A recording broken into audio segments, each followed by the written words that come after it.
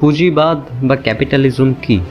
পুঁজিবাদ হলো একটি অর্থ ব্যবস্থা যেখানে উৎপাদন যন্ত্রে ব্যক্তিগত মালিকানা বা অধিকার থাকে এবং বাজারে পণ্যের দাম নির্ধারিত হয় চাহিদা ও যোগানের মাধ্যমে। অ্যাডাম স্মিথ নামে একজন স্কটিশ অর্থনীতিবিদ ও দার্শনিক 1776 সালে an inquiry into the nature and causes of the wealth of nations নামে একটি বই লেখেন এবং এটি হলো পুঁজিবাদী অর্থনীতির মূল গ্রন্থ। অ্যাডাম স্মিথকে তাই ফাদার অফ ক্যাপিটালিজম বা পুঁজিবাদের জনক বলা হয়। প্রথম শিল্প বিপ্লবের পর উৎপাদনের যন্ত্রপাতির ব্যবহারের পর থেকেই পুঁজিবাদী অর্থনৈতিক কাঠামো মোটামুটি দৃশ্যমান হয়ে উঠতে শুরু করে। গোটা ইউরোপেই মোটামুটি একটা বিরাট পরিবর্তন চলে আসে। তো একটি অর্থ ব্যবস্থা কি? সাধারণ অর্থে যদি বলি, একটি রাষ্ট্রের বিভিন্ন জিনিসপত্র কিভাবে উৎপাদন ও বন্টন করা হবে সেটাই হলো একটি দেশের বা রাষ্ট্রের অর্থ ব্যবস্থা।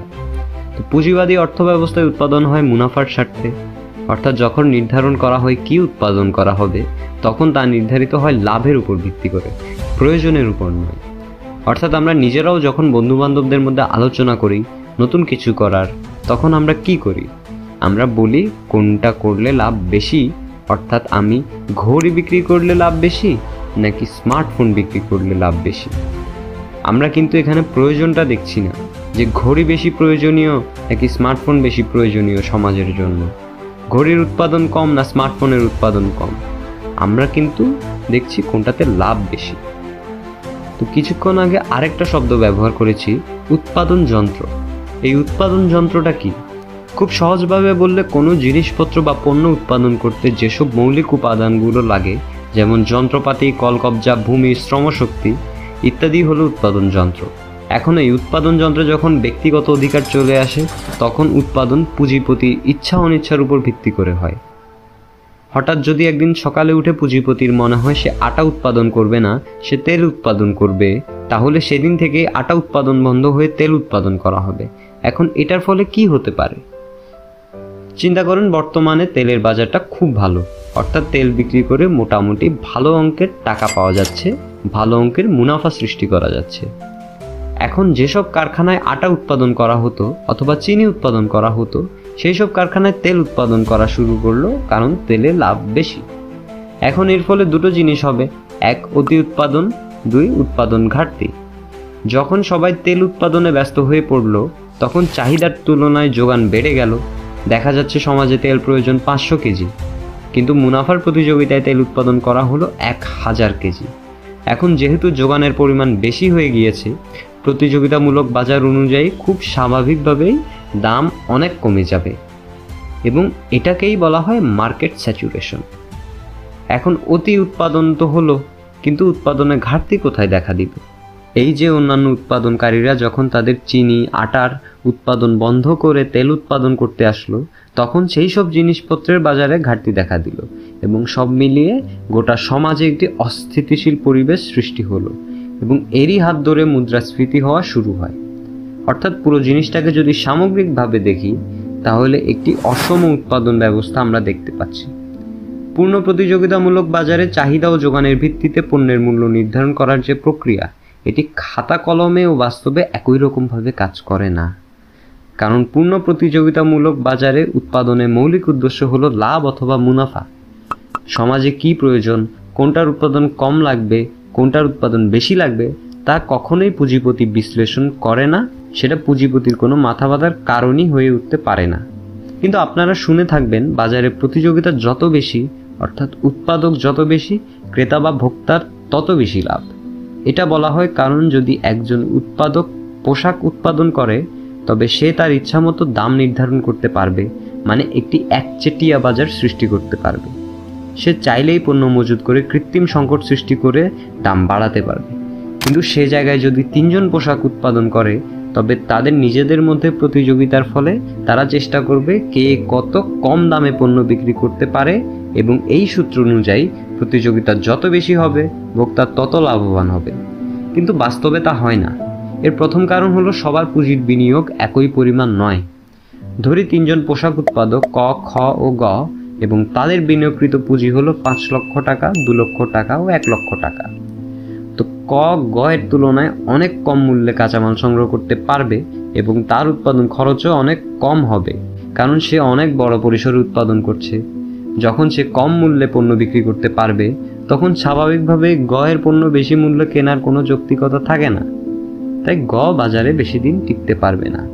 সে কিছুদিন হামাগুড়ি খাবে, শ্রমিক ছাঁটাই করবে, কিন্তু অবশেষে তার ব্যবসায় লাল বাতি জ্বলে উঠবে এবং সে দেউলিয়া হয়ে ব্যবসা গুটিয়ে নিতে বাধ্য হবে। এরপর কি করবে? তার তো ব্যবসা শেষ। এখন তার তো বেঁচে থাকার জন্য কিছু করতে হবে। তখন সে বেঁচে থাকার জন্য নিরুপায় হয়ে কয়ের কারখানায় কাজ করতে যাবে। এভাবেই কয়ের ব্যবসা আরও বেশি বড় হবে এবং তার আশেপাশের যেসব প্রতিযোগী রয়েছে তারা ধীরে ধীরে প্রতিযোগিতা থেকে ছিটকে যেতে থাকবে এবং সেই ছিটকে যাওয়া কল মালিকরাই পরে সেই বড় কল মালিক অর্থাৎ কয়ের কারখানায় কাজ করতে যাবে। ধনী আরও ধনী হয়, গরিব আরও গরিব। এটাই হলো পুঁজিবাদী ব্যবস্থায় পূর্ণ প্রতিযোগিতামূলক বাজারের আসল ও বাস্তব চিত্র। এখন আসেন দেখি উৎপাদন যন্ত্রে ব্যক্তিগত মালিকানা থাকার দ্বিতীয় সমস্যা কি।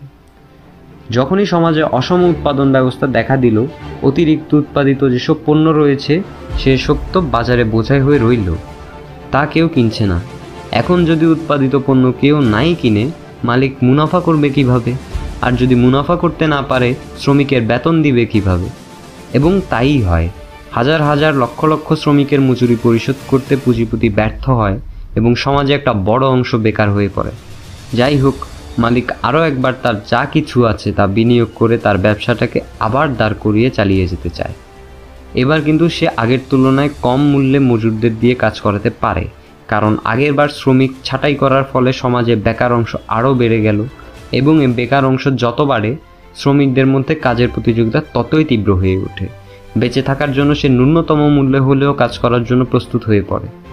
যাই হোক, কল মালিক আবারও একইভাবে যেখানে লাভ সেদিকেই ছুটতে শুরু করে, আবারও অতিরিক্ত উৎপাদন করে বাজারে পণ্য বোঝাই করে ফেলে এবং এই বোঝাইকৃত পণ্যের ক্রেতা হলো সমাজের বিভিন্ন শ্রেণী পেশার মানুষ, যার মধ্যে এই কারখানাতে কাজ করা শ্রমিকদেরও একটা অংশ রয়েছে। সেই শ্রমিকেরই আবার আয় খুব স্বল্প হওয়ায় বাজারে গিয়ে টাকার অভাবে সে পণ্য কিনতে পারে না এবং বাজারে এই বোঝাইকৃত পণ্য পুঁজিপতি সমুদ্রে ফেলে দেবে, নষ্ট করে ফেলবে। কিন্তু তবুও সমাজের ক্ষুধার্ত মানুষদের কাছে একটু কম মূল্যে বিক্রি করবে না, কারণ তাতে তার লাভ নেই। আমরা আমাদের দেশেও প্রায় সময় দেখে থাকবো, হাজার হাজার মেট্রিক টন পেঁয়াজ, আলু, চিনি মজুত করে রাখা হয় এবং সেগুলো নষ্ট হয়ে গেলে পরে ফেলে দেওয়া হয়। এমনকি আমেরিকা, কানাডার মতো প্রথম বিশ্বের এত উন্নত দেশে প্রতি বছর লক্ষ লক্ষ টন শস্য সমুদ্রে বিলিয়ে দেওয়া হয়, যাতে অতিরিক্ত উৎপাদন বাজার ব্যাহত করতে না পারে। রাশিয়ায় খুবই একটি বিখ্যাত গল্প আছে। হাড় কাঁপানো শীতে যেখানে আগুন ছাড়া বেঁচে থাকা খুবই কঠিন, সেখানে কয়লার খনিতে কাজ করা এক শ্রমিকের ছেলে তার মাকে জিজ্ঞাসা করে, তাদের ঘরে কয়লা নেই কেন? উত্তরে মা বলে, কারণ তার বাবা বেতন পায়নি। ছেলে জিজ্ঞেস করলো, কেন বেতন পায়নি? মা বলল, কারণ খনি হতে বেশি কয়লা উত্তোলন করা হয়েছে। পুঁজিবাদের এই স্ববিরোধী আচরণের জন্যই পুঁজিবাদ নিজেই নিজের কবর খুঁড়ে। পুঁজিবাদী অর্থব্যবস্থায় আরেকটি অনেক গুরুত্বপূর্ণ নীতিমালা হলো উৎপাদনে উৎপাদকের পূর্ণ স্বাধীনতা থাকতে হবে। অর্থাৎ উৎপাদনে রাষ্ট্র কখনো হস্তক্ষেপ করতে পারবে না, জড়াতে পারবে না, কোনো রকম বাধা দিতে পারবে না। অর্থাৎ পুঁজিপতি তার ইচ্ছা মতো যা খুশি তাই উৎপাদন করবে। ধরেন একজন চিনি উৎপাদন করতে চাচ্ছে, কিন্তু দেখা যাচ্ছে বাজারে পর্যাপ্ত পরিমাণ চিনির উৎপাদন রয়েছে, কিন্তু ওইদিকে লবণের ঘাটতি রয়েছে। তবে যেহেতু চিনিতে বেশি লাভ, পুঁজিপতি চিনিটাই উৎপাদন করবে, কিন্তু এতে রাষ্ট্র তাকে বলতে পারবে না লবণ উৎপাদন করো। একইভাবে একজনের ইচ্ছা হলো সে অস্ত্র ব্যবসা শুরু করবে, কারণ তাতে অনেক বেশি লাভ। এখন রাষ্ট্র তাকে বাধা দিতে পারবে না, কারণ এটা উৎপাদকের স্বাধীনতা। এটা যদিও একদম প্রাক্কালে পুঁজিবাদী ব্যবস্থার কাঠামো, তবে বর্তমানে বিভিন্ন দেশে বিভিন্ন রকমের পরিবর্তিত বা ট্রান্সফর্মড পুঁজিবাদী ব্যবস্থা চালু রয়েছে, কারণ খাতা কলমের সে কাঠামো বাস্তবে অনুসরণ করা সম্ভব হয়ে ওঠে না। একটা খুবই মজার উদাহরণ দিই। বর্তমানে সারা বিশ্বের সকল ইলেকট্রনিক্স ডিভাইসে কিন্তু একটা স্ট্যান্ডার্ড চার্জিং পোর্ট ব্যবহার করা হচ্ছে, সেটা হলো ইউএসবি টাইপ সি পোর্ট।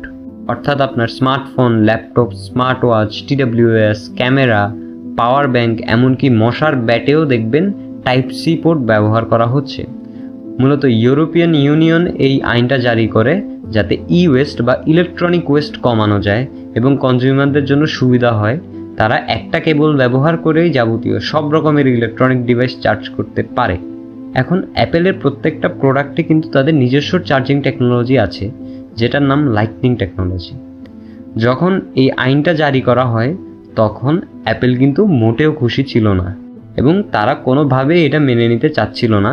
তার খুবই স্বাভাবিক, কারণ তাদের চার্জারের মনোপলি বা একচেটিয়া ব্যবসাটা থাকবে না। এবং তখন অ্যাপেল বলে উৎপাদককে তার পূর্ণ স্বাধীনতা দেওয়া হচ্ছে না, তার উদ্ভাবনী শক্তির পূর্ণ ব্যবহার করতে দেওয়া হচ্ছে না। তো উৎপাদনে রাষ্ট্রের হস্তক্ষেপ না করার যে বিষয়টা, সেটা কিন্তু একটা পুঁজিবাদী সরকারও চাইলে বাস্তবে পুরোপুরি অনুসরণ করতে ব্যর্থ হয়।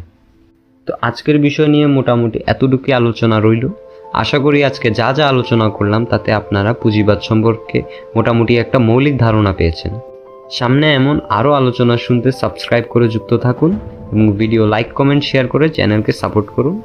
ধন্যবাদ।